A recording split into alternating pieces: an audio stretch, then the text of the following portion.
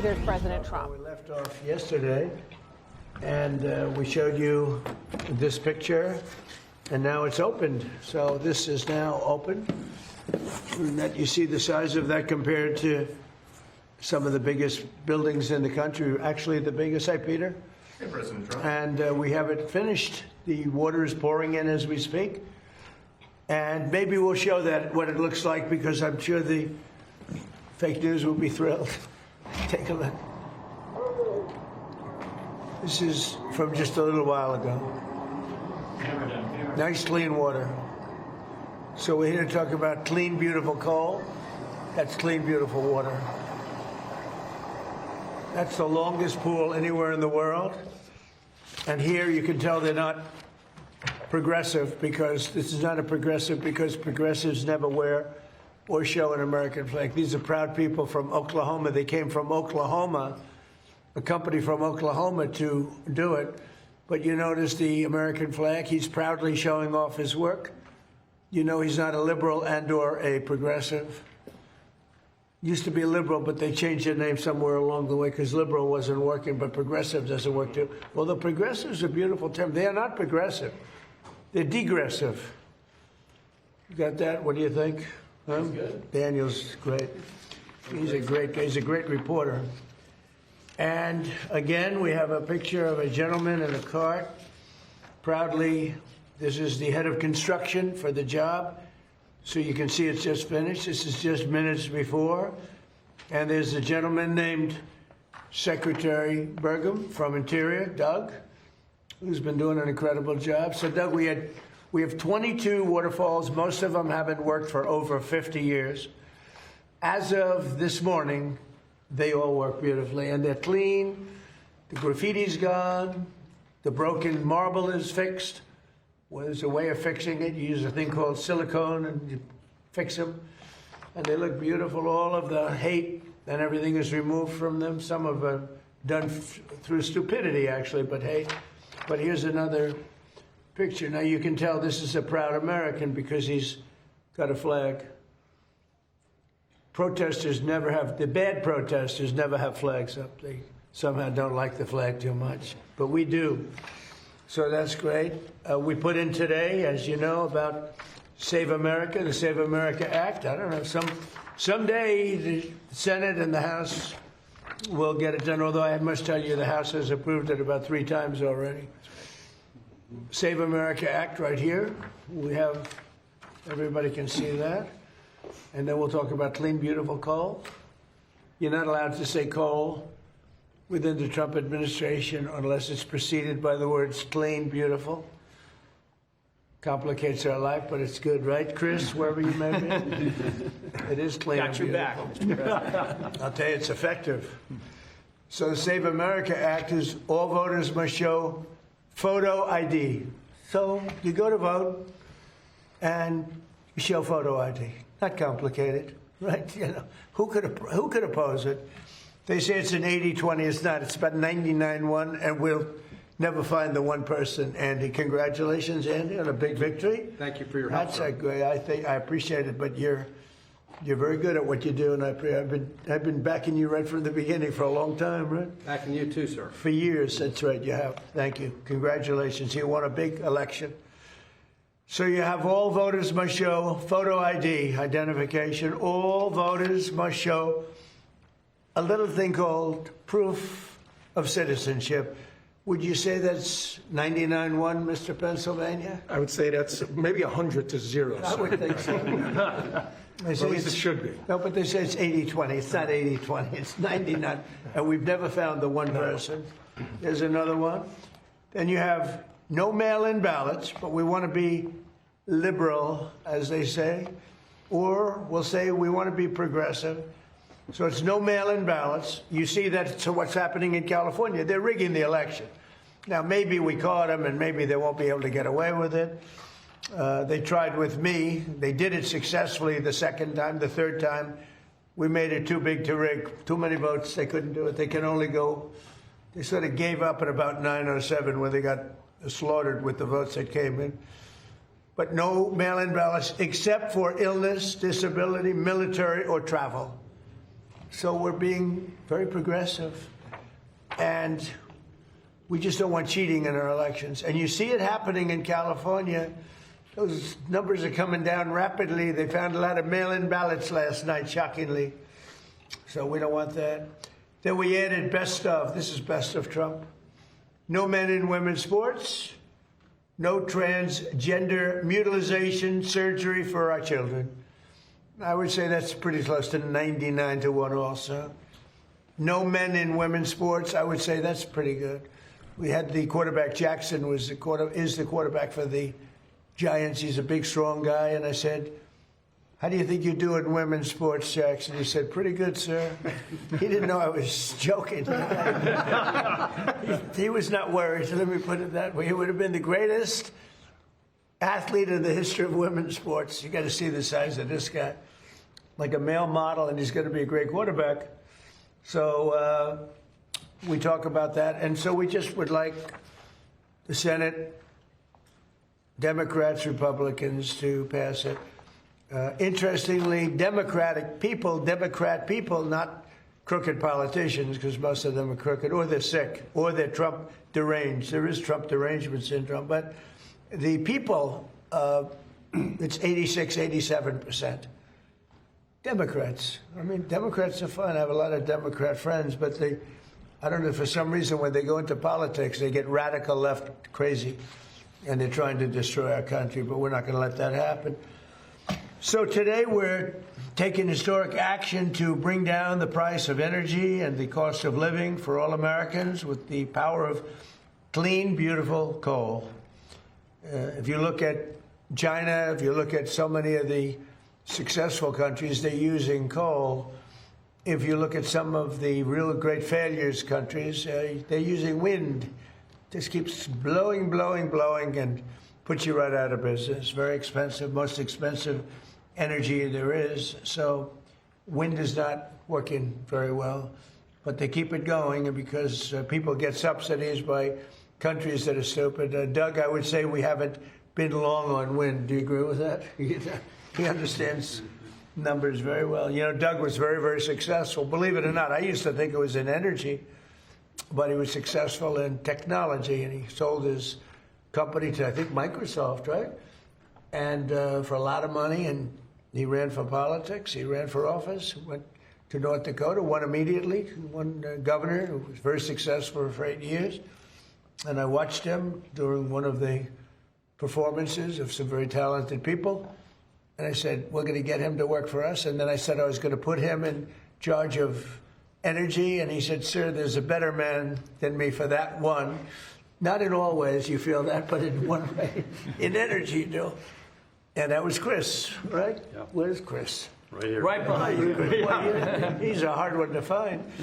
And Chris has done a fantastic job, and he's one of the reasons we're here today. We have had, we're right now double Saudi Arabia and Russia. If you double them up, that's what we produce, more than anybody else times 2. So think of that. As a result of the $700 million investment that I'm announcing today, we will protect 14 coal plants and 42 coal mines. It's a tremendous number. And build 2 new coal plants and 1 massive new export terminal, because we're exporting coal. Coal's a great business, really a big business, and it's real power. I mean, it's in terms of power, there's really nothing like it. You have so many different alternatives. They talk about some, but there's no real alternative. China, by the way, last year built 52 coal plants. They built about two windmills. You know, the only time they build a windmill is when they're trying to sell them to stupid people from the United States, the suckers. And by the way, and all over Europe, they sell the windmills, but they don't use them. I wonder why. They use coal plants and other things. These actions will support over 14,000 jobs and save the American people $50 billion in electricity costs. We're pleased to be joined by Secretary of the Interior, Doug Burgum. He has been great. I don't want to give him a big swollen ego, because then all of a sudden he'll leave me and I'll be stuck with Interior. I don't want to be stuck. but he's really done a great job. Secretary of Energy, Chris Wright, was fantastic. And maybe our MVP, what do you think, Doug? It's close. Yes, right here. What do you think? MVP, Lee Zeldin. And the job he's done is great. We had the auto industry in yesterday. They don't want people to fix their car. I said, that's strange. I'd never heard of that. They have a thing to, nobody's allowed to fix their car. They gave a man 7 years in jail, actually, because he fixed his own car. So I thought we'd do something about that. But we'll get it all straightened away. Can you believe it?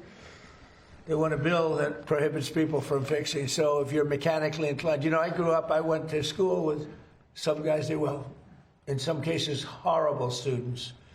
But they could fix an engine blindfolded. They could take a car apart blindfolded. But they weren't too good at arithmetic and other things. But they were great. And so there's a move on to stop people from fixing their car. I didn't understand it, but we had a great meeting yesterday with the head of General Motors and Roger Penske, head of Ford. We had a great meeting, I think. Thanks as well to a friend of mine also for a long time, West Virginia Governor Patrick Morris. I won by 45 points, Patrick. It's not enough. I love those people. And Wyoming, I think maybe even slightly more than West Virginia. Right? Just a little more. We did pretty I like this group of people. But Wyoming Governor Mark Gordon, respected guy, great governor, both of them really amazing. And Representatives Dan Muser, Riley Moore, Derek Van Orden, Juan Ciscomani, and Andy Barr. So you have a lot of representatives here that are fantastic. Today we're officially invoking the Defense Production Act to save 13 coal plants in West Virginia, Kentucky, North Carolina, Indiana, Tennessee, Arizona, Arkansas, Oklahoma, North Dakota, and Wisconsin. These were incredible plants, so productive, really producing a lot of the electricity, right? The electricity, and it's really the best at that. When they find something better, Chris, I think we'll be all set for it, right? But there are long ways from finding something better. Coal's critical. And so when you look at that, those states, West Virginia, Kentucky, North Carolina, Indiana, Tennessee, Arizona, Arkansas, Oklahoma, North Dakota, Wisconsin, what do they all have in common? Trump won them. Wisconsin, but you're I won every one of them by a lot, right? Yeah. I'm not even mentioning too. Pennsylvania, which we won also, right? Yes. But we won them all. We won all 50. We had an honest count, if you want to know the truth. Our action will allow these facilities to invest in upgrades that will extend their operational lives for decades into the future, reinforce the reliability of our electric grid, which is really the biggest beneficiary, and most importantly, keep electricity prices very low for the American people. This brings the total number of coal plants that we've saved during my administration, just like when we said we saved 25 water fountains. Think of this. These are fountains, beautiful fountains that were so horrible to look at with the graffiti. Over 40 years, many of them closed over 40 to 50 years. The big one, the reflective lake, some people call it a pond, some people it's like a lake. But the reflective lake was built in 1922. It never really worked from the beginning, from 1922. That's a long ways. So it's over 100 years old. And it never really worked because they had the wrong base. It was always leaking. They didn't have what we have today. So it's pretty amazing what's happened. And, I hate to say it won't leak, but it won't leak because we use a material that doesn't allow leaks. It's like a swimming pool doesn't leak. You use the right. This is called swimming pool on steroids. So it's great stuff. And today's actions, we're also supporting coal mines and coal miners in Wyoming and Pennsylvania, Kentucky, West Virginia, Ohio, Indiana, Illinois, North Dakota, and New Mexico. And they're all going back to work. It's interesting with the mines, that famous scene of Hillary when we went to West Virginia. And she had just left another state and she was trying to convince everybody that they should go into technology, no longer be miners. And these guys in West Virginia, they didn't want to hear about it. They wanted to be, remember that scene around the table? And they talked to this beautiful, big, strong miner, and they wanted him to make computer chips. She said, we'll teach him how to make computer chips. His hands were so large, he couldn't hold a computer chip. He's looking at it. He had fingers that were like 3 inches around, and they're talking about making a computer chip. And he didn't like it, and he ended up being one of our best ads ever. She wasn't, and she did rather poorly. She lost, I think she lost by 77 points or something like that. Pretty tough to go knock coal, and then you go 2 weeks later to West Virginia to try and win the state. It didn't work out well for her. But the miners love us. What do you think we got with the coal miners? Would you say we got 90%, 100%? What do you think we were on this? Pretty high. Yeah, pretty Probably high. higher than any group in the country. Pretty high. Yeah, it can't be bad. Well, we did well with all the groups. I'll tell you, the group that now likes us are the auto workers, because we're building more auto plants now than at any time in the history of our country. So it's great to watch and see what's going on with the U.S. We're the most respected country anywhere in the world, and we were a dead country a year and a half. We were a dead country. We were laughed at. We were a mocked, laughed at country. Starting this summer, the West Gateway project will break ground, and by summer 2028, over 12 million tons of clean, beautiful coal per year will be shipped to countries all around the world. And this project's been delayed over 10 years, and Biden ended it, and then Barack Hussein Obama. Have you heard of him, Barack Hussein Obama? Another one. He's another beauty. But that delay is now over, and it's going to be very productive. It's going to fuel our electric plants in particular. It's going to be amazing. Finally, we're taking nearly $200 million in that to set aside for the Green New Scam, and it was set aside for the Green New Scam, but the Green New Scam is history, and repurposing that money so that we restart a coal plant in Maryland and help build 2 brand new coal plants in Alaska and West Virginia. And these are all built with new technology. It's very clean. It's amazing how that's come along. It's all very clean. And the first new coal plants to open in our country since 2013. You couldn't open, you couldn't even think. They were only closing them. They were closing them, and you had brownouts all over the place. But you don't have that anymore, do you notice?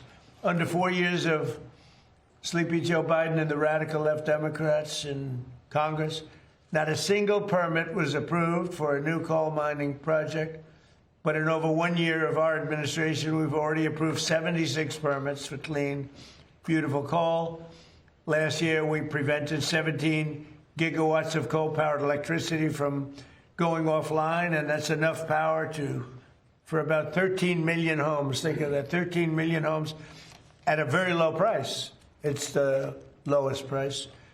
So now I'd like to ask Secretary Burgum to say a few words, followed by Secretary Wright, Administrator Lee Zeldin, and then Governor Mark Gordon, and whoever else wants to say a few words, including my new friend, my new governor friend. So, Doug, go ahead. Well, thank you, President Trump.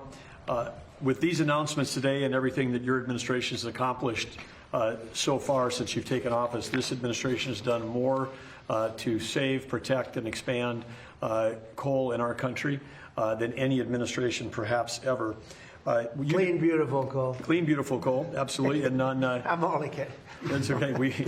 When you took office, the first thing you did was declare an energy emergency. Some people questioned that, but the prior administration under Biden had gone so far down the path of pursuing the highly subsidized, intermittent, weather-dependent sources of electricity that our grid was at risk. You understood that, and you understood that how key coal is. It's the backbone of having affordable, reliable, and secure American energy to power our country, power our electric grid, power our competitiveness in AI, and power all the manufacturing that's coming back.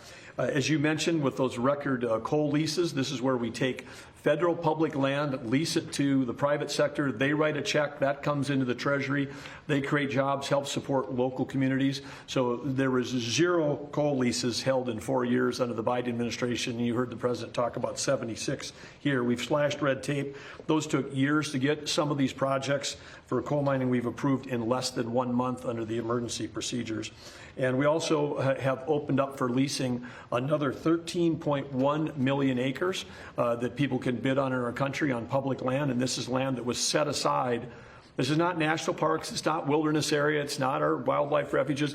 This is public land that was set aside for the benefit and use of the American people, including energy development, making sure that we've got affordable, reliable energy. So using those public lands is what we're doing. And then the last thing within Interior, I would say we did strategically designate through the U.S. Geologic Survey, which is part of Interior, designate metallurgical coal as a critical mineral. So it's on the list, and that opens up a number of opportunities. But without metallurgical coal, we don't have coke, we don't have the steel industry. The Biden administration was indiscriminate trying to shut down our metallurgical coal as well as our thermal coal.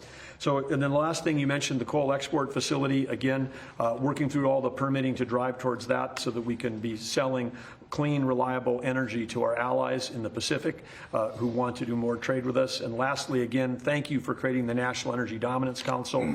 Our Executive Director, Jared Agan, is here today, but Chris, Lee, and I all have details on that team, and that operates right out of the White House, and that's why President Trump is able to get so much done so quickly. This is the first time ever we had a president with a White House council specifically focused on energy, and what an impact it's having.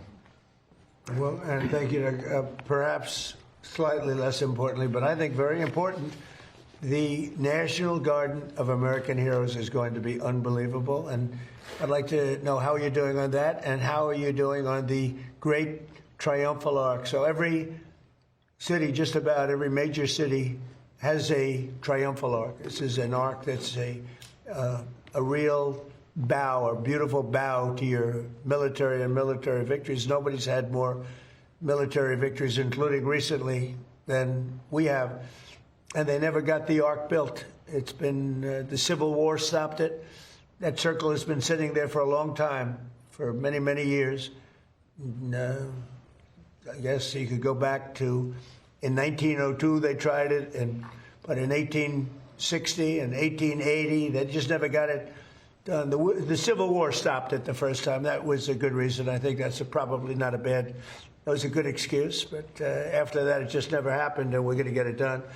And so we're doing it with the Department of Interior, and we're also doing the National Garden of American Heroes, which is phenomenal. And we're doing something that just came up. We'll have a little breaking news here because nobody's heard of it. But at the Lincoln Memorial, the front was supposed to be the back was supposed to be the front. It never got built because they built two roadways behind it after it was built, and it shut off the gateway to the water. That was really going to be the main entry, and we're going to be doing that. It's called the Promenade. It'll be the Promenade. They want to call it the Trump Promenade, but I don't know if I want to do that. But it's going to be beautiful. It's a beautiful project, and it's going to take the Lincoln Memorial right down to the Potomac, which it was always scheduled to do. But when they built the roads, that was the end of that. But we have a way of beautifully going over those two roads, highways, very, very strong, very important roads, actually, as you know, from the bridge. But it's going to be great. So could I ask Doug for just a couple of seconds to talk about those three great projects that we're just starting?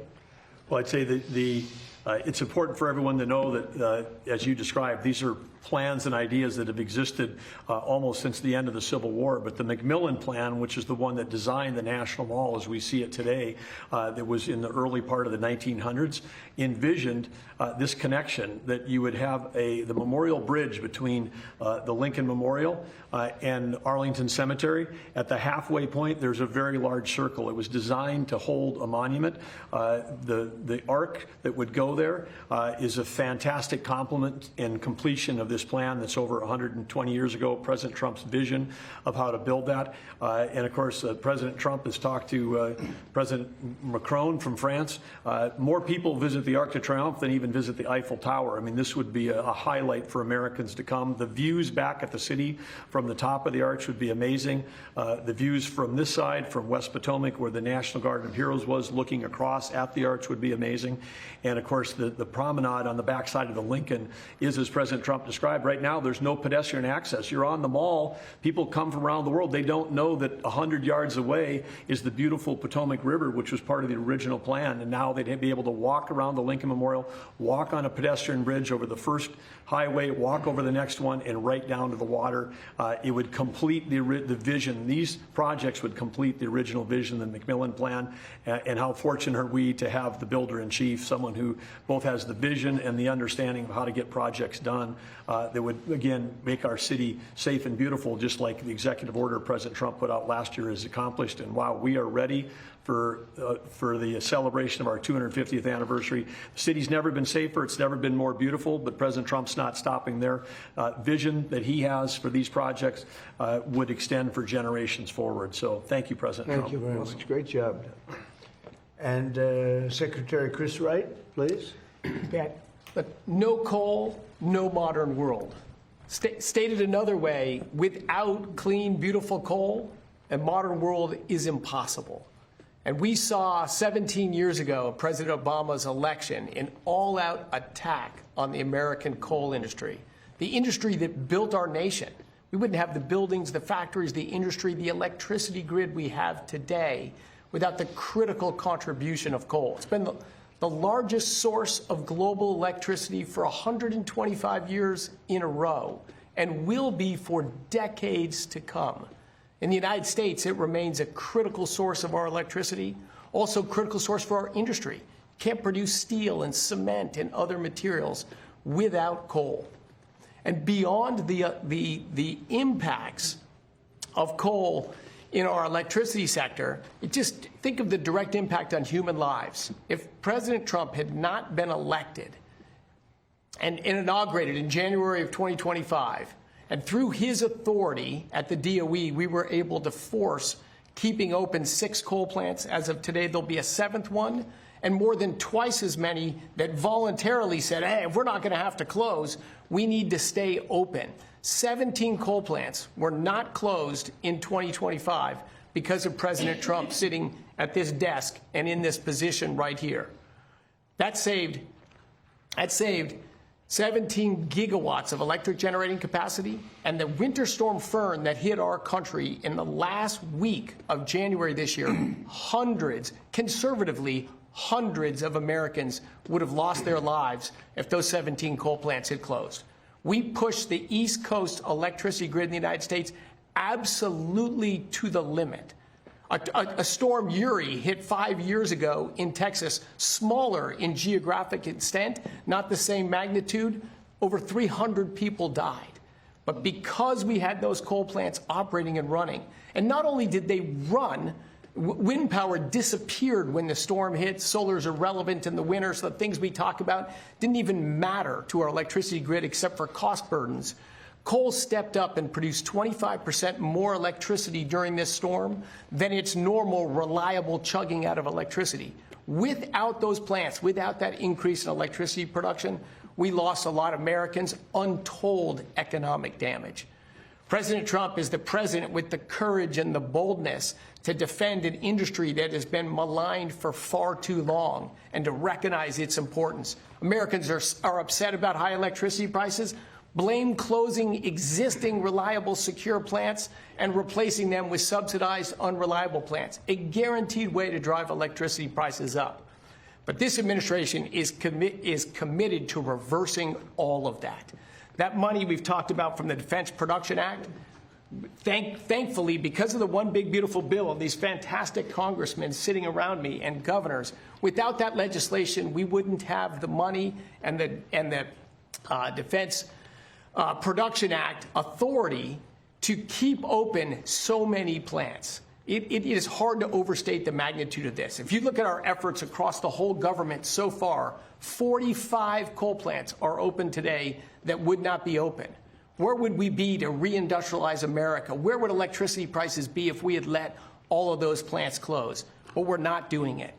All of those plants, that's $700 million of government funding, but it's matched with $1.7 billion of private investment from the owners and operators of those plants.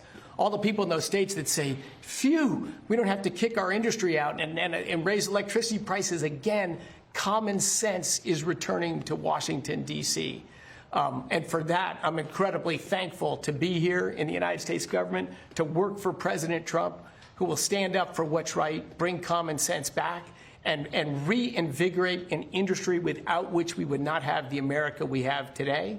And we're going to reindustrialize America, win in the next generation of technologies, and we're going to do it in critical part because of a growing and thriving coal industry. Thank you, President Trump. Thank you. Thank you, Secretary Burgum. Thank you, Lee Zeldin. Good. And Lee Zeldin, how about saying a few words? For so many Americans, clean, beautiful coal is their source of heat, of energy, of warmth, of a job, an economy, a community, a family. And for too long, you saw Democrats who were telling these coal miners that they should just learn a code. And what we saw during the Biden administration at the EPA, for example, was regulation after regulation after regulation trying to strangulate out of existence coal, to destroy it. Enter President Trump. Declares a national energy emergency, creates a National Energy Dominance Council, and he told us at the EPA at Trump's speed to be getting rid of these regulations as quickly as possible on behalf of those Americans who want to just stay warm, who want to live the American dream, who want to have affordable access to energy.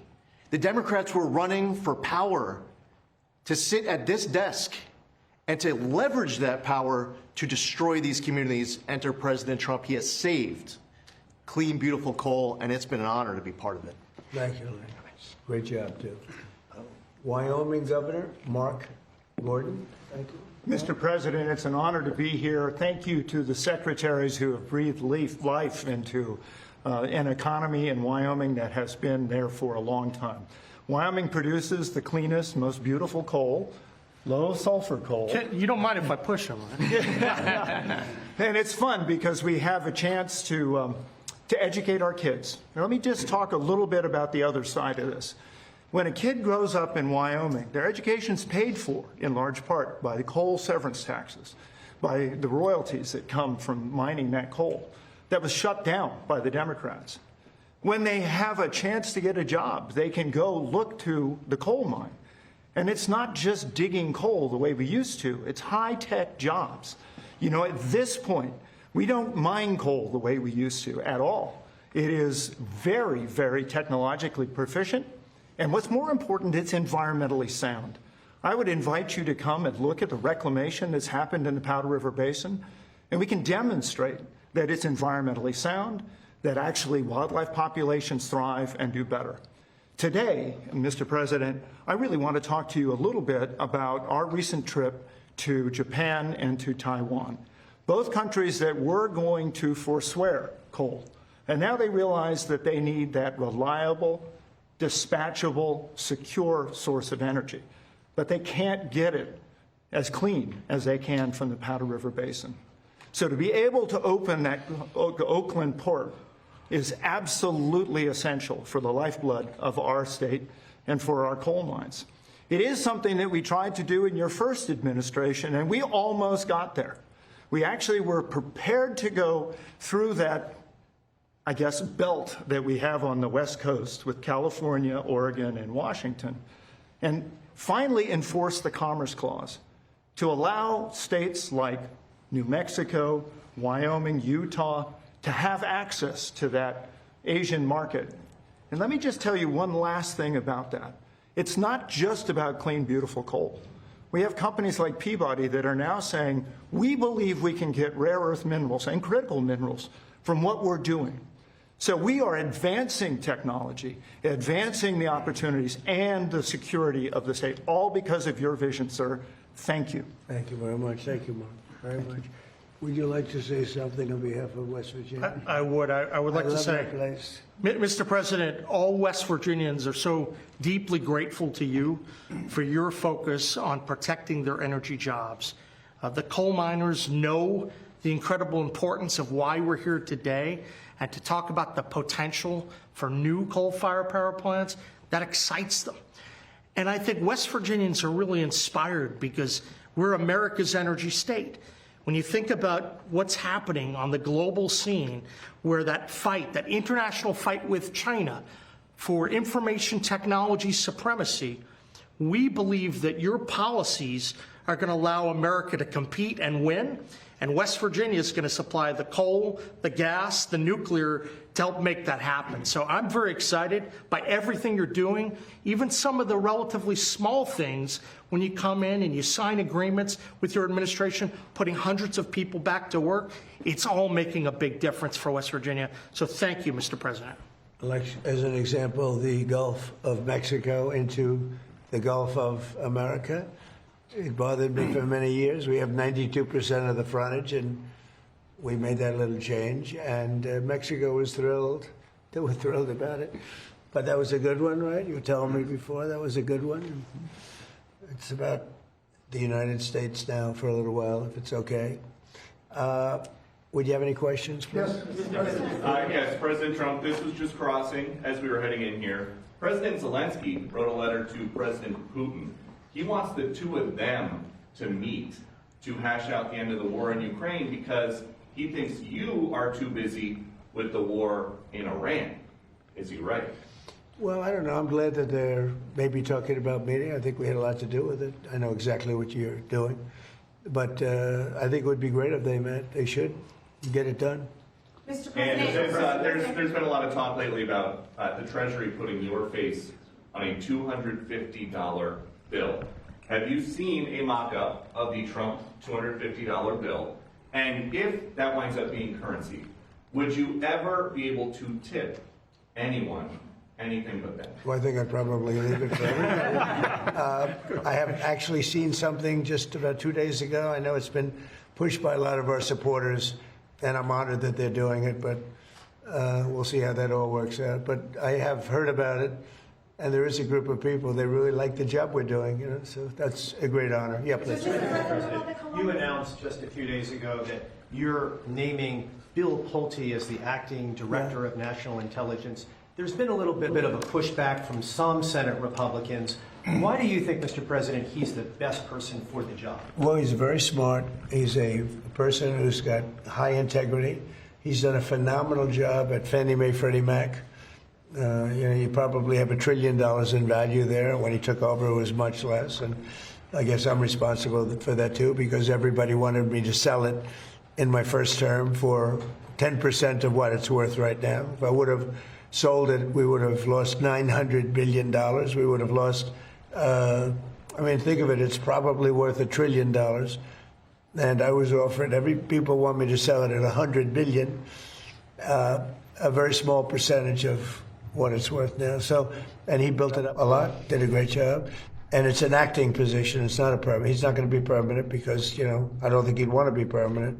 But he's a very smart guy, and he may find out some things about the rigged elections, et cetera, et cetera. I think he'd like to do it. I think he wants to do it very much. Got a lot of energy. But he'll be very good. Again, it's not a permanent position. Right. We're interviewing people right now, but it's somebody just to take it over for a little while. Does he have the necessary, in your view, Mr. President, the necessary national security experience to take on that position? Well, I do, and I think he does, actually, because he's smart. Because a lot of national security, I wasn't greatly experienced in national security, and I think I've done a really great job with it. A lot of people would say that. I've ended 8 wars, and soon to be a 9th. I hope that works out, too, you know. Frankly, probably, and there's another one also. It could be 10. No president, I don't think a president's ended 1 war having to do with outside of this country. So, you know, we've done a good job.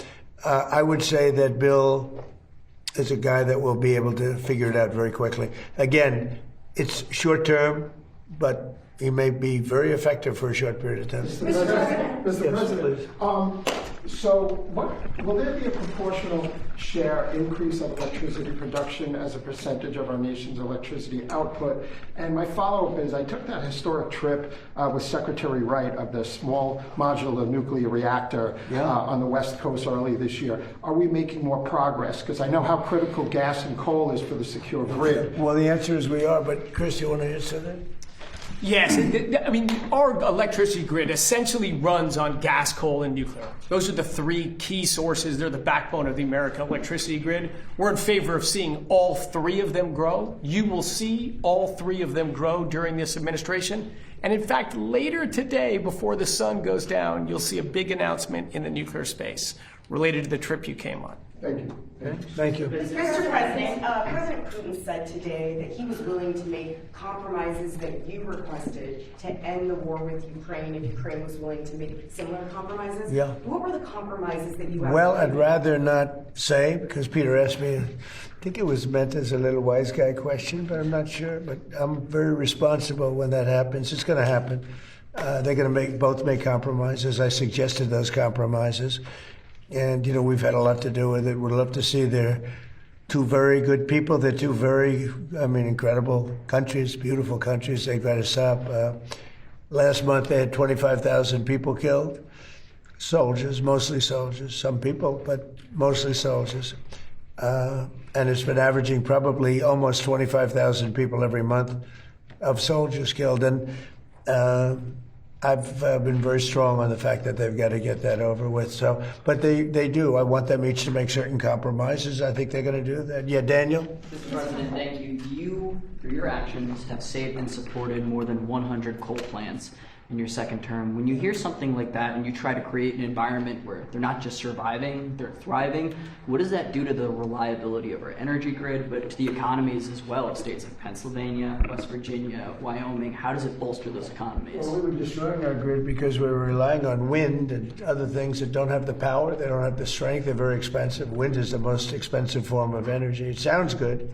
Wind, beautiful wind, but it's very intermittent. But those windmills cost a fortune. They break, they kill the birds, they're bad for the environment. Nobody wants to be near them. The houses, I don't know how they got popular. They're not popular with the people. They're popular with investors because they get subsidy. But we pretty much cut that subsidy out, I think, Doug, right? Absolutely. In the working families tax cut bill, it all expires, and since the subsidies have gone away, there's virtually no one, particularly offshore, no one is trying to build one of those projects in America.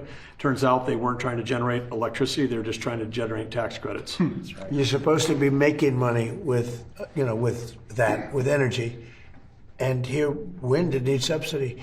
Energy shouldn't need subsidy. We have so many different forms of energy, but I've talked about it for years. Wind is the most expensive. It's the worst. It causes tremendous problems, and it does. It kills millions and millions of birds a year. Nobody mentions that. You'd think if that were anything else, everybody would be sued. If you kill a bald eagle, to put you in jail for like 4 years or something, and yet windmills knock them out of the air all the time. Nothing happens. It's disgraceful. So we're into energy that really works and works powerfully. Yes, go ahead. And we're waiting outside to come into the Oval Office. Everyone's looking at the UFC structure, the claw. Are you happy with how that's coming along, and what are your expectations? We put it up in 5 days. It's incredible. And I told yesterday the story of the Eiffel Tower, and it was 1889. It was put up. It was going to be brought down right after the World's Fair ended, which was up for a short while. And they said, well, let's leave it a little bit longer. Then they said, let's leave it a little longer. It never came down. That was 1889, the World's Fair in Paris. So I jokingly said, let me tell you a story about the Eiffel Tower. Now, it'll come down after the fight. There were actually some people who said, he wants to leave it up. Yes, please. Mr. President, about the Columbus statue, Columbus Fountain at Union Station, it looks amazing. Thank you. And what does that mean for the relations between Italy and the United States? It means Italian people love Trump. Because, that was controversial. People want to rip it down. You see how beautiful it is. And we didn't only not rip it down, but Doug and his group and all of us together, we beautified it. I didn't know that marble was going to be so beautiful once we cleaned it up. You wouldn't believe it when you saw that thing was loaded for 50 years with filth and graffiti and everything else. It's amazing. It's amazing how good. They did a really great job. On the Strait of Hormuz, Mr. President, do you still want European allies' help? We're discussing energy today. And well, we don't need the help. What kind of help would you want? We're the most powerful military in the world. We gave them a chance to help, but they chose not to. NATO. We went to the NATO countries. We went to others too, in all fairness to NATO. And I wouldn't say I gave them a hard sell, but I said, hey, if you'd like to help, it would be wonderful. And they all turned us down. And, it's going to be an expensive proposition for them because they shouldn't have done that. They should have helped. We don't need it. We have our own. We have much more than we need in terms of oil and energy generally. But European countries and other countries, they need it tremendous. Some of the European countries need it really big. And they should have said, we'd love to help. But if you could choose, Mr. President, if you could choose, what would you ask them to do, sir? If you wanted... Well, I would have asked them. I mean, there's not much. Look, we won. There's no Navy. There's no Air Force. We've wiped them out. We've wiped out their leadership and almost all of it. We've wiped out all their military leaders. They're down on the third. Now, maybe they're very good. I don't know. I can't tell you that. But certainly the first ones didn't do very good because they were literally, after 3 days, almost the entire military was wiped out. They had to get new generals. And then after that, they had to get more new generals. And we knocked out their anti-aircraft, their Air Force, just about everything you can knock out. So, and then you read in the fake news that they're doing really well in the war. I mean, it's unbelievable. We knocked out everything there is to knock out, and you'd pick up the fake news and they'd say how well they've done. They're doing brilliantly. They have no Air Force. They had we knew that, 159 ships. Andy, out of 159 ships, all 159 lie beautifully at the bottom of the ocean. We actually took pictures of them down there. And then you read the fake news, they say, well, their Navy is really great. You know what they have now? Little runabouts with a machine gun on the front. The ships don't even really deal with them. They're like a gnat, they get off. That's all they have. It's crazy. This country needs a fair press. And one thing I think that's done is expose how corrupt our media is. And I really do, while we're here, I hope the media looks at this election that's taking place in California, where they think it'll take 7 or 8 days to count the votes. Can you believe this? I mean, they spend all that money on the machines, the big voting machines. They think it's going to be 7 or 8 days before we know who won the election. But the numbers are looking strange because without any vote counting, the numbers dropped very precipitously for 2 Republicans that are doing well, that had been doing well. And I hope you're all watching it because I'm watching it very closely. Mr. President, are you worried that China is funding an anti-data center movement here? No, I'm not worried about it. We had a great meeting with China. And, they do things to us and we do things to them. I say it all the time. They say, are you worried about China tapping your phones? I said, well, they're worried about the same thing. No, we're very highly sophisticated. We've become very highly sophisticated. We had 4 years. I rebuilt the military. We had a military that was not good, and we rebuilt it. And I didn't know I'd use it quite as much, but we used it. Ukraine has been given a tremendous amount of without our military and our equipment, Ukraine wouldn't be alive to fight today. Just in terms of the question. We gave them hundreds of billions of dollars worth of equipment and the best equipment. We make the best equipment anywhere in the world, but they wouldn't have lasted 1 or 2 days. They wouldn't have been able to do it. Remember the anti-tank missiles, remember that, right? When the tanks got stuck in the mud? And then they went around and boom, boom, boom, boom. And those were given by yours truly. They said Obama gave sheets and Trump gave the anti-tank as one of the most devastating weapons. But you check that out.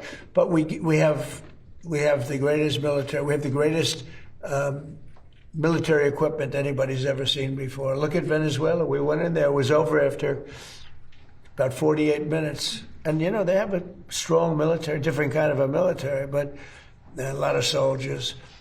And you look at Iran, well, we essentially wiped out their military. Now, there's some missiles left, but very few compared to what they had. And speaking of our military and Iran, I wanted to ask you about this report that you would only restart the conflict with Iran if they killed U.S. troops. Is that your red line for ending the ceasefire?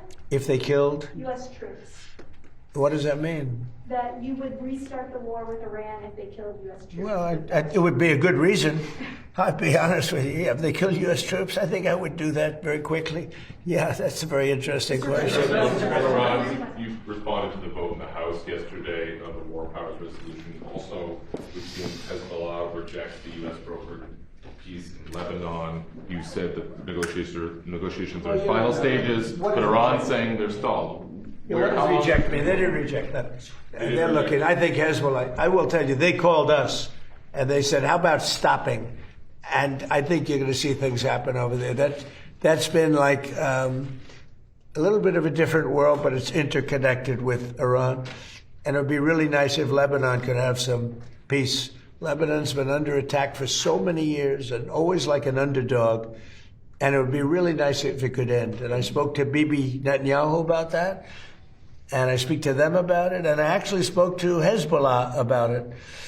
And I think progress is made. That's been going on for a long time. You know, when you look at that for years and years, 48 years, I say, well, let's get this settled. How long has it been going on? 48 years. I said, that's a long time.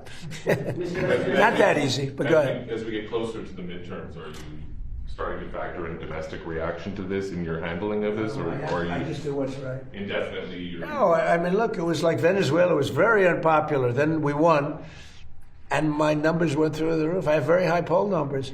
They went through the roof. It was very unpopular when I went to Venezuela. They said, oh, we don't want... Well, first of all, that one's relatively close. It's sort of a semi-neighbor, right? And the relationship with Venezuela is incredible. We've taken out millions and millions of barrels of oil out of Venezuela. It's very oil prone. I guess, Chris, one of the most, right? Yes. And we've taken out, you're sort of leading it, but do you want to just tell them real fast about the relationship we have with Venezuela, Chris? Yeah, things with Venezuela have gone very well. Venezuelan oil exports today are 3 times higher than they were right before we went in. So it has been a meaningful incremental supply of oil to the world. And one of the reasons we're solving a 47-year-old problem of Iran's race for nuclear weapons and oil prices in the U.S., we wish they were lower. But gasoline prices in the U.S. are, you know, a little over $4. They're $10 in Europe. They're higher in Asia. They're very high in California. The bigger threat to energy prices in the United States is Democratic green energy policies. They have driven up energy prices far more than a conflict in Iran. And the conflict in Iran will come to an end. We hope that crazy green energy, drive up energy prices policy of the Democrats at federal and state levels, we hope that comes to an end too. And remember this, if you want to call it a war or if you want to call it a military operation, you cannot let Iran have a nuclear weapon. And everybody agrees to that, no matter, almost everybody. But wait a minute. Our gasoline prices are lower than they were with Biden without that. And he would have let them have, in fact, he inspired them to have, frankly, a nuclear weapon, him and Obama. Obama picked the wrong country, you know that. And the Obama deal, I terminated that, or they would have had a nuclear weapon. That was a road to a nuclear weapon. Our deal, if we make that deal, and it's going well, but who knows, if we make that deal, it's the exact opposite. They will never have a nuclear weapon. It sounds like you're in it for as long as it takes.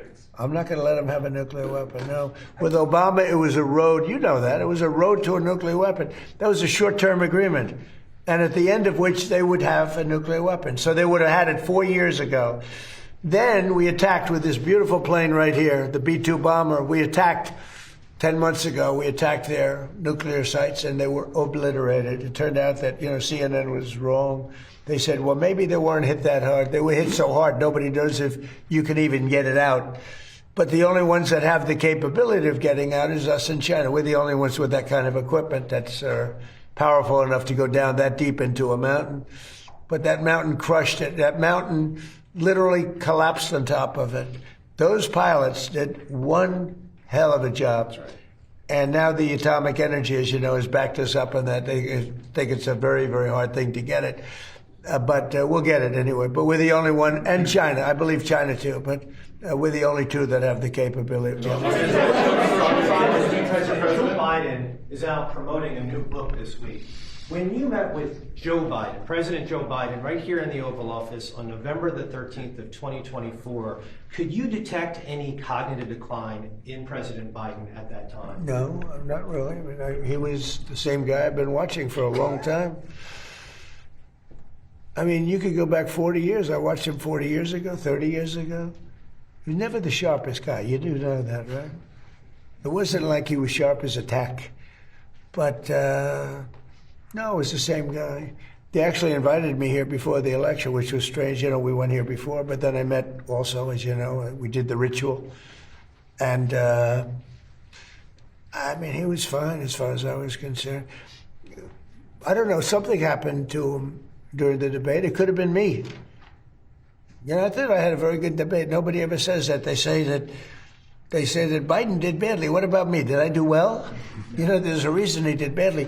So the question is, did he do badly because he choked or because he didn't have it? But he didn't have a good, I would say this, he did not have a good night. But during that time period, you met with him for about 2 hours. You didn't feel he was No, down. he spoke softly, Okay. very softly. And as we started to speak, I mentioned this to people. He spoke very, very softly, very low. And as we talked, we got along really well. And I thought he was fine. When I say fine, I mean, was he like talking to Doug Burgum? Was he like talking to Chris? Was he like talking to any of these monsters up here, all these tremendous politicians and environmental geniuses? Was he like talking to Andy Barr? No. He was fine. I have a question about Hunter Biden. He's on social media now, and he has suggested, maybe joking, I don't know, that he could run for president in 2028. How would he do, Hunter Biden, in a 2028 Democratic primary? Well, you would think that, past has something to do with winning an election, and I would say his past is not the greatest. Where's Hunter? Remember my Where's Hunter? It became the #1 shirt anywhere in the world for about 3 weeks. I'm not going to say bad. I'm sure, hey, if the guy from Maine can do well, I guess Hunter could do well too, because the guy from Maine is a basket case. And I would say worse than him is the one from Texas. That looks like Alfred E. Newman. I would say that if he can do well, maybe Hunter can do well. I'm not sure. It'll be pretty close as far as I'm concerned. And I've got a question about the nuclear dust. So the bombers go in, they entomb a lot of this enriched uranium. Yeah. At this point, do you need a deal with Iran to go get it? Or have you thought about just a covert, daring, send in the SEALs, send in the Rangers? But I didn't want to be Jimmy Carter, I didn't feel like being Jimmy Carter. So that's off the We table. did. Well, we thought about it right at the very beginning, before we did what we did, before we destroyed their entire military. We thought about it, and I didn't want to be in a position where you had, to get there. It's not like Venezuela. Like you go in, you're there for a matter of minutes, and you're out. And everybody's waving goodbye as you take off, and you brought the cargo back. This is different. You'd have to be there for 2 weeks. You'd need massive equipment. You'd have to airlift the equipment in. You're in a war zone. And there was a time at the very beginning when we thought about doing that, because they would have not been watching, but they would have found out. I mean, during a period of a week to 2 weeks, you would have had a major construction operation, because that plane, and more importantly, those people that operate those planes, including the mechanics, that flew for 37 hours round trip. Think of that. And the tankers that refilled them 4 times, and what an operation it was. Amazing. And but we would have been, Peter, we would have been there for a period of from a week to 2 weeks. We would have gotten it. But I said, I don't like the idea of that. All of a sudden, they, pinpoint. They still had missiles left. That means they would pinpoint you and just keep lobbing them in until one gets through, and people would have gotten killed. So I didn't like it. We could get it right now. I don't think they could stop us if we wanted, but there's no reason to. It's entombed. You use a good word. It's entombed.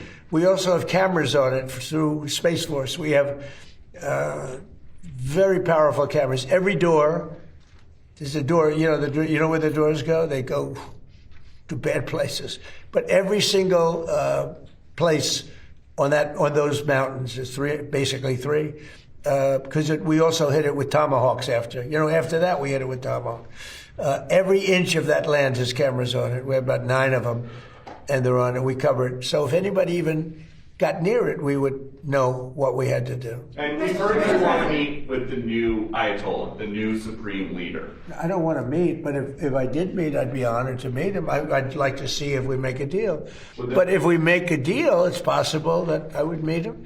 I'd be okay with that. Would that happen here in the U.S., White House? Oh, I don't know, Peter. I haven't really heard too much about it. I didn't suggest it, but some people have suggested it. If it happened, it would happen. I'd be respectful. Do you think because Epic Fury killed his dad and his wife and his kid that he's got hard feelings and wouldn't want to meet? Well, I would say I'm not his favorite person, but with that being said, he's probably I don't know. He's probably a professional. In some circles, he has a very good reputation, actually. Sometimes some people say bad, but a lot of people say bad about me. It's totally false, of course. Mr. President. On jobs, tomorrow the jobs report will be released. While the unemployment rate has been steady at 4.3%, the black unemployment rate has been 7.3%. When you ran for president, you courted black voters and talked about what you described as black jobs. How do you describe why this disparity is happening? What can you do to close that? Well, we're doing very well with the black jobs, African-American jobs. I saw some numbers that we're doing really well. But where we're really going to do well is when all these plants are open. We're building many car plants. We're bringing cars back from Germany. We're bringing, we lost the car industry years ago. 54% of the industry went to Germany, Japan, Canada, Mexico. It's all coming back. It's amazing.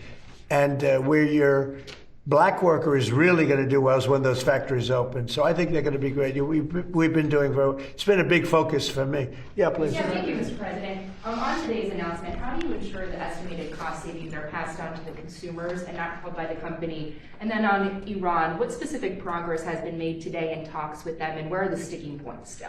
So we're really lowering costs. When I came into this job, we had the highest inflation in the history of our country. 48 years, they say, but I think the history of our country, whether it's 48 years or more. But we had tremendous inflation with Biden, during the Biden. They had one of the highest ever. And I inherited that. The costs were very, very high. And at my first news conference, Peter and others were screaming at me about eggs. Remember, Peter? Eggs. What about eggs? Maybe it wasn't you, but I wanted to inject Peter into it. But he was screaming to me about eggs. And I said, what? Tell me about eggs. This is 2 days in.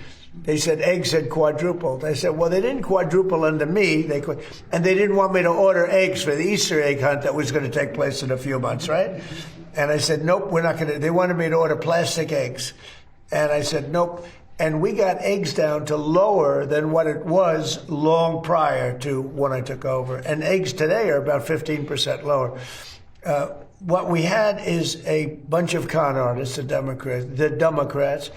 And what they did is they left. They gave the highest prices that we've ever had for all products, groceries, everything. And they started saying affordability. They'd say, this is about affordability. It's a con job. I inherited their high prices. We brought those prices way down. And and if you go back 3 months ago, if you go back before the war started, think of it, 3 months. So with Vietnam, we were there for 19 years. With Iraq, it was about 9 years. With another one, it was about 12 years. And with another one, we had all these wars that lasted for 9, 10, 12, 19 years for Vietnam. Think of it. And they said, you're in there for 3 months. This is a terrible thing. Hundreds of thousands of soldiers have been killed in these other wars. We lost not one soldier in Venezuela. We didn't lose one soldier. And we lost a total of 13, which is 13 too many. But when you look at hundreds of thousands of soldiers were killed in these various wars, they lasted many, many years. We're in there for a few months, and what we've done is amazing. They won't have a nuclear weapon. And we did, it was tough because we just got, Doug and everybody came in to see me, we just got the best numbers. Well, today, again, the New York Stock Exchange and every other exchange just hit a new all-time high. That's 73 days out of my short term. We've hit brand new highs. Every 401k is setting records. A 401k, a lot of people have. You probably all have 401ks. Look at your 401k. You're happy about your 401k? You know, the nice reporters are smiling at me, and the stupid reporters are like that. But their 401ks are setting records. They should be happy. They shouldn't be angry. They should be very happy. But 401ks are setting records. They've never had anything like it. So, you know, we've done a good job. As far as Iran's concerned, you're going to find out what the deal is. But the main parts of the deal is they can't have a nuclear weapon. The Strait will open immediately. You know, it's going to open immediately. And we've largely swept for mines. We have the most sophisticated mines. They're underwater minesweepers. I actually said to somebody, one of the generals, why underwater? He said, because usually it's hostile. You know, when you're looking for mines, typically it's not in a good neighborhood, right? So underwater made a lot of sense when it didn't take long to figure that one out. So I think we're doing very well, but we're going to see if we're going to win one way or the other. We're going to win on paper, or we're going to win military. One way or the other. It's going to be militarily or on paper. Mr. President, Mr. President. Thank you, Mr. President. How critical is energy dominance, whether it be coal, whether it be LNG, whether it be oil, to national security? Without it, you can't win. As an example, AI is a big deal. Whether we like it, not like it, it's going to be amazing in many ways. It's going to be, I think, for medical, it'll be amazing. But without massive amounts of energy, you can't even play the game. And we're leading China by a lot in AI. I was talking to President Xi about it. But if we didn't do, Lee Zeldin's done so great because, number one, fast approvals from professionals. You know, you'd have the best firms in the world submitting papers to them. And we didn't keep them waiting for 10 years and then vote against them after 10 years. That way, guys would file with the environmental for a plant of some kind. After 15 years, they would be rejected. It was terrible.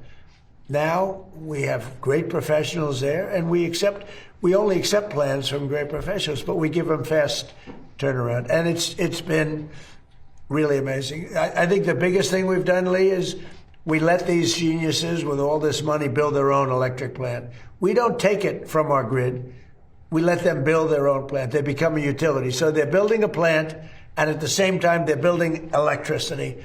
Because if we didn't do that, you couldn't have anything. You couldn't have, and we're letting that happen too with car plants and other plants. If they want to build their own electric, but with the AI, you know, you hear so much about it, but one of the biggest things, they build their own. And then excess energy that they create will go back into the grid. Yeah, please. Mr. President, on Cuba, Mr. President. Just let him have one. Mr. President, Secretary Rubio was in Delhi last week. He delivered a letter from you to Prime Minister Modi. And so you also addressed people of India to your favorite ambassador, Sergio Gore. That's right. Yeah. Both of them have said the trade deal is around the corner. Where do you stand on the trade deal? Well, we have it. And, you know, look, India for years has, and I don't blame them, I blame us because we had stupid people here. India for years really took advantage of the United States. You know that. Are you from India by any chance? Huh? I thought you were from Germany. I'm from India. I'm only kidding. You're central casting, okay? And that's a very good thing. India for years took advantage of this country. They charged us tremendous tariffs, and they paid nothing. They wouldn't let Harley, as an example in the past, they wouldn't let Harley Davidson sell its motor. They would charge 200% tariff. So Harley Davidson was precluded. They ended up going to India and building their own plants, which is unfortunate that happened, but it happens. That was before me.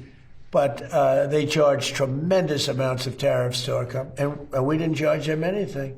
You know, they sold motorbikes here too. You know what we charged them? Nothing. And now it's the exact reverse. And we're making a lot of money with India. But we'll get to a deal, because I like your Prime Minister a lot. He's a good friend of mine. Get along great, and we're going to make a deal. We have a very good relationship. Mr. President, speaking of deals, Mr. President, On Cuba, are your sanctions on Cuba meant to accelerate its collapse? No, it's just, we just want them to be a nicely run country that can feed its people. Look, it's a failed nation. Without Venezuela, Venezuela, because it has such wealth in the ground, mostly in the ground, but Venezuela took care of them for years, and they took care of Venezuela. They were like the bodyguards. When we went in and burst into their country, the Venezuelans were guarding Maduro and everybody else. It was mostly, the soldiers were, in that case, we had a lot of Cubans were guarding. The Cubans were the guards, and they're good soldiers. But the country is starving, and it's got no energy, it's got no oil, it's got no money, it's got nothing. It's got a beautiful piece of land. You could have beautiful resorts, doesn't have oil, but Venezuela was giving them the money to survive, and now, the money is, I guess you could say, is coming to us and is going to Venezuela. Venezuela's been an amazing thing because we've paid for the cost of the attack many, many times over, and it's been a long time since you've heard Do you of think it. that Cuba is close to collapsing, though, based on everything you just laid out? Do you think that Cuba is close to collapsing? It sort of collapsed, and we're going to handle that as soon as we've finished. I like to do one thing at a time, and we'll take care of the Islamic Republic of Iran. And as soon as that's done, on our way back, we'll just make a little brief stopover. Mr. President. We'll take care of it. We want to help them out. Look, we have a lot of people that voted for Trump. Whether they did or not, it didn't matter. But I had 95% of the Cubans voted for me. They're unbelievable people. They're energetic. They're entrepreneurial. Some of the richest people in Miami are Cuban. They're unbelievable. And I'm going to take good care of them. I'm going to let them go back to their land. They want to be back with family. They have a lot of family over there. They've been treated very badly by Cuba. But we're going to treat Cuba well, and we're going to let our people go back and let them invest in Cuba if they'd like. So we have some very good plans for Cuba. I think, we have to get rid of the regime was very tough, very nasty. The difference is now they don't have money coming in. They had a lot of money coming in from Venezuela. They don't have any money coming. They had oil coming in. They had money coming in. But we're going to take care of Cuba. Mr. President, sir. Mr. President. And they, you know what? They want us to. The people want us there so badly. Mr. President, sir. Last night, huge night for the city of New York. The Knicks won Game 1 of the NBA Finals. There's been a lot of speculation. Have you decided whether or not you want to attend a game at Madison Square Well, Garden? I've been a Knicks fan for a long time, and I'm also a Jim Dolan fan. He's a nice guy, okay? He's been a long time wanting to win, and he's a competitive guy, and he's got a team that's amazing. I don't think they've lost a playoff game. 12 straight wins. Can you imagine that? And it was not looking good. I saw the beginning of the game, and it wasn't looking good. I missed the middle because I talked to generals all night long now. But I watched that end of the game, and they were dominant. Really amazing. And Wemby's a great player. He's going to be a great player, and he is already a great player. I say, how do you guard this guy? 7'5", and he's got a great shot, right? But they find a way to do it. They're really great. They're a great team. And I'm happy for Jim, because Jim has really been fighting hard to, produce such a team. So you never know. The answer is yes. He's invited me. I'm going. Which I'll game be have you there. decided, sir? Say it? Game 3, Game 4? Are you excited? It could be Monday, yeah, Monday. Mr. President, speaking in New York. Maybe I'll do both. You mentioned your meeting with the automakers yesterday. Can you tell us a little bit about that, more about that in particular? Did you discuss trade, tariffs, USMCA? We had a great meeting with the auto. Most of them were here. They were really talking about the fix your own car kind of a thing, right? But they're doing very well since I'm in office, because I got rid of a lot of environmental restrictions. And in fact, you might just tell them a little bit about that, Lee. We made it so much easier for them to build a car. They could build a less expensive car that's much better. And they were so choked up with environmental nonsense that in order to save 4 ounces of gasoline, you had to spend thousands and thousands of dollars. Lee, do you want to go into that point? President Trump, we sent to Congress 3 Biden EPA waivers to California that Congress passed, President Trump signed last year, getting rid of the electric vehicle mandate that a whole bunch of other states had signed on to. Just a couple of months ago, President Trump announced here at the White House the largest act of deregulation in the history of the United States, the repeal of the 2009 endangerment finding. All the greenhouse gas emission standards of light, medium, and heavy-duty vehicles were following the law. And what that means for cost of living, just on that act alone, $2,400 more affordable per vehicle for Americans. The victories come out every single day. President Trump gave us very clear guidance. He wanted us to act at Trump speed to get this done as fast as possible. And what you see now all across America is billions upon billions of investments all across this country with new factories being built. They believe in America. They're investing in America with the American jobs to come up with it. And by the way, consumer choice. We got rid of that climate participation trophy for that annoying start-stop feature in cars to make your car die at every stop sign and red light. So yeah, the gifts, the receipts, the wins, they keep coming, and we're just getting started. Do they ask you for any tariff changes on auto? No, they didn't do that. Look, they're making so much money now because, I did something else that, I don't know, does it because we have no tax on tips and no tax on Social Security, no tax on overtime, right? So that's really been big. That's turned out to be much bigger than anyone knew. If you look at the people, they're saving from $5,000 to $7,000, $8,000 even on average because of that. So it's been good. But I did something else that nobody talks about. If you buy a car and you borrow money, you're allowed to deduct the interest for income tax purposes. Never happened before. And deductions were always meant for rich people. They weren't meant for middle-class people or other people wanting to buy a car. So now you're allowed to get a deduction of your interest payment. That's a tremendous thing. I mean, but what's the key? Only if the car is made in America. Thank you very much, everybody. Be sure to like and subscribe for all the Fox News latest on YouTube and catch full shows streaming now on Fox One.